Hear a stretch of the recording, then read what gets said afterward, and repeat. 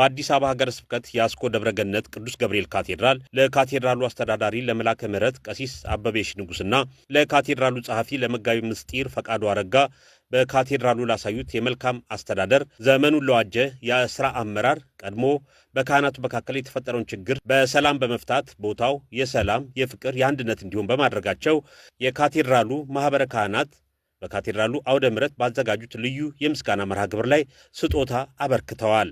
የሽልማት ኮሚቴው ባቀረበው ሪፖርት መሰረት ከሐምሌ 1 ቀን 2017 ዓ.ም እስከ ታህሳስ 30 ቀን 2018 ዓ.ም ድረስ ለ6 ወራት በካቴድራሉ ዋና ስራ አስኪያጅና በካቴድራሉ ጸሐፊ በኩል የተሰሩ የሥራ ሪፖርቶችን አቅርበዋል። እነዚህም የመጀመሪያው በካቴድራሉ ውስጥ ተከስቶ የነበረውን ሰላምና አንድነት ከማምጣት አንጻር፣ በሁለተኛ ደረጃ በካቴድራሉ ውስጥ ያለውን መንፈሳዊ አገልግሎት የተሳካ እንዲሆን፣ በሶስተኛ ደረጃ የካቴድራሉን የልማት ስራዎች በማስቀጠል በርካታ ስራዎች መስራታቸውን ሪፖርቱ ያስረዳል። በካቴድራሉ ውስጥ ጠፍቶ የነበረውን ሰላምና አንድነት ከማምጣት አንጻር በማህበረ ካህናቱና በልዩ ልዩ ሰራተኞች መካከል ባለው የሰላም የፍቅርና አንድነት ሁኔታን በተመለከተ የካቴድራላችን ዋና አስተዳዳሪ ክቡር መላከ ምሕረት መምህር ቀሲስ አበበ ንጉስ እና ካቴድራላችን ዋና ጸሐፊ ክቡር መጋቤ ምስጢር ቀሲስ ፈቃዱ አረጋ ወደዚህ ካቴድራል ከመጡ በኋላ የመጀመሪያ ስራቸው ያደረጉት ከካቴድራሉ ማህበረ ካህናትና ልዩ ልዩ ሰራተኞች ጋር በመሆን ትውውቅ ማድረግ ነበር።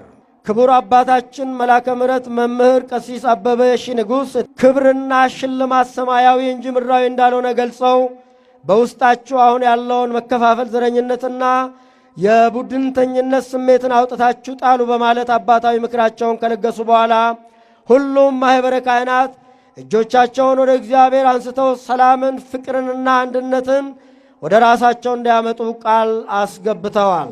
የካቴድራሉ አገልጋዮች እንደተናገሩት ከዚህ ቀደም ቦታው ከፍተኛ ችግር የነበረበት፣ አለመስማማቶች፣ የተለያዩ ግጭቶች የሚከሰቱበት ቦታ ነበር። ካቴድራሉም ያለ አስተዳዳሪም የነበረበት ወቅት ነበር።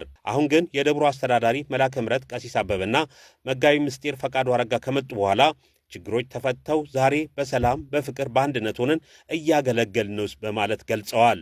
እንግዲህ ከዚህ በፊት የነበረው ነገር አለ። አስተዳዳሪ ይመጣል፣ 2 ወርም 3 ወርም አይቀመጥም።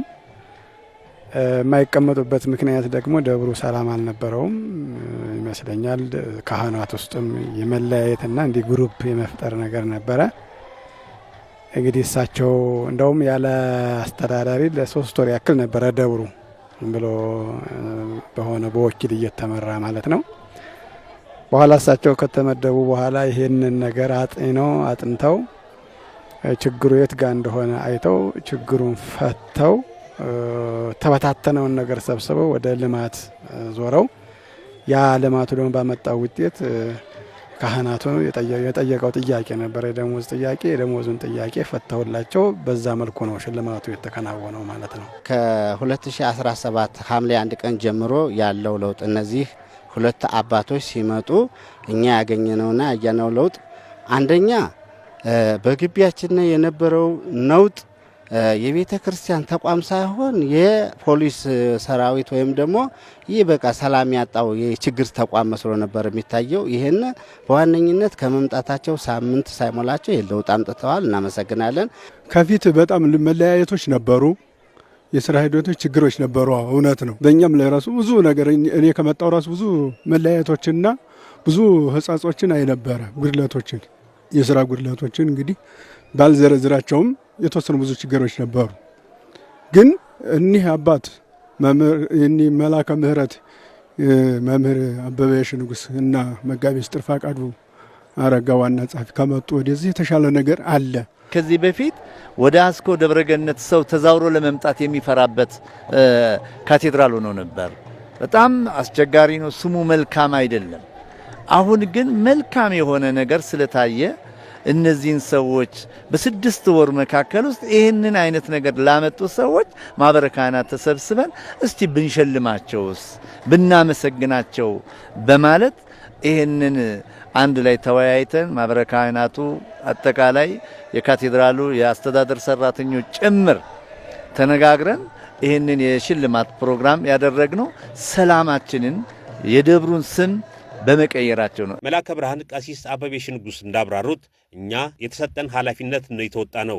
ወደፊትም ካሁን በበለጠ ለሰላምም ለልማትም አገልግሎቱን ሁሉ ለማፋጠን ተግተን እንሰራለን ብለዋል።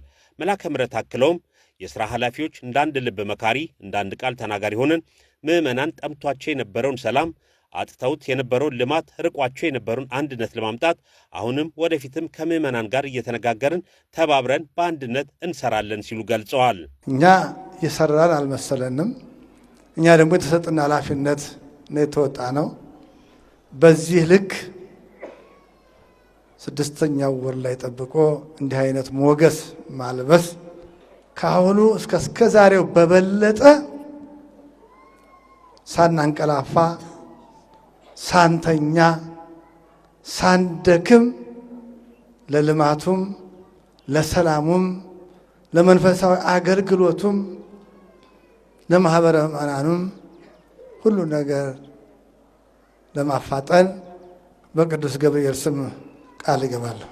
ከኔ ጀምሮ ያላችሁ የሥራ ኃላፊዎች መጋቢ ምስጢርም እና መጋቢ ጥበብም የአስተዳደር ሰራተኞቹም ማህበረ ካህናት ጠቅላላ እንዳንድ ልብ መካሪ እንዳንድ ቃል ተናጋሪ ሆነን